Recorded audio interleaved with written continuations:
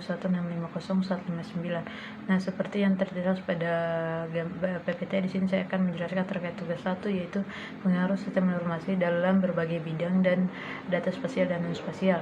Di mana untuk pengaruh ini ada di bidang pemetaan. Pertama, pemetaan yaitu dia karena berhubungan erat dengan pembuatan peta dan kartografi, jadi dia banyak dimanfaatkan kayak pembentukan infrastruktur atau tidak pemetaan dasar, batimetrik atau tematik.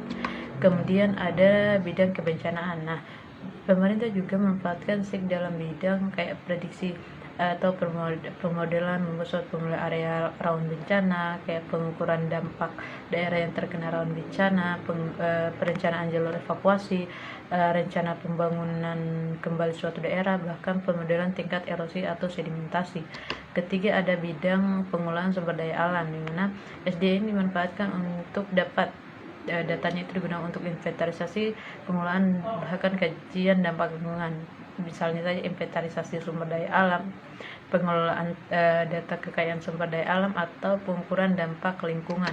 Keempat, ada bidang pertanian dan perkebunan, di mana untuk bidang ini dimanfaatkan untuk meningkatkan produksi pangan dan pengurangan risiko kerugian, di mana kayak misal ada perencanaan suatu manajemen irigasi, pertanian presisi, pengendalian hama dan penyakit, atau tidak perhitungan produktivitas lahan pertanian. Terakhir yaitu di bidang kehutanan, di mana SIG ini juga dalam bidang kehutanan bisa membantu dalam pemeliharaan dan pengelolaan secara memadai, di mana dia bisa melakukan suatu inventarisasi hutan, misalnya melihat memantau suatu daerah-daerah yang terdampak kebakaran hutan beserta lahannya, serta ada pemantauan deforestasi.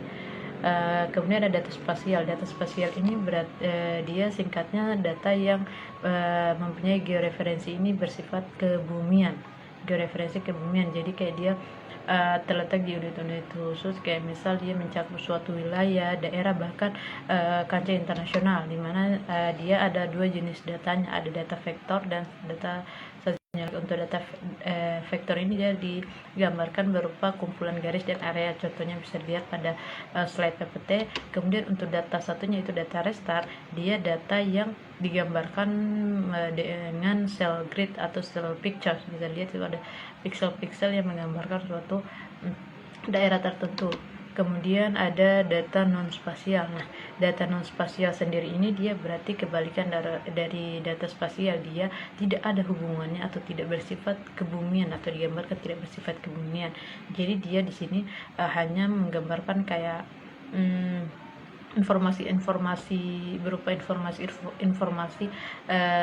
terkait misal wilayah atau peta tersebut, dimana contohnya misal kayak ada teks di buku, artikel, kemudian ada data numerik kayak misal data jumlah seseorang, jumlah penduduk di suatu daerah, suatu wilayah, kemudian ada misal tanggal lahir, bisa contohnya tanggal lahir dan sebagainya, itu disebut data non spasial.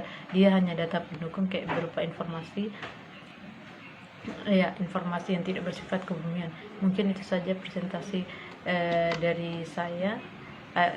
Mungkin itu saja penjelasan saya terkait manfaat SIG dalam berbagai bidang dan juga data spasial dan spasial. Bila ada kesalahan kata maupun kalimat mohon dimaafkan. Bila taufiq wal hidayah. Wassalamualaikum warahmatullahi wabarakatuh.